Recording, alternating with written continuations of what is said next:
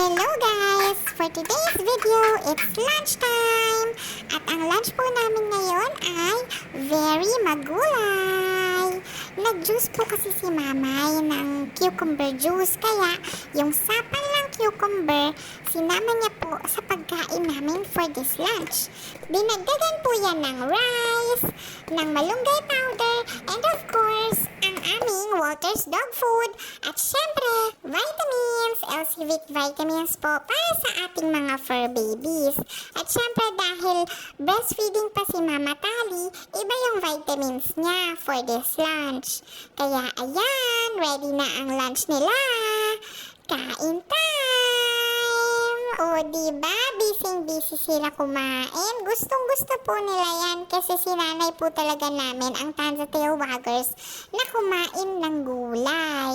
Yun lang, thanks for watching, bye!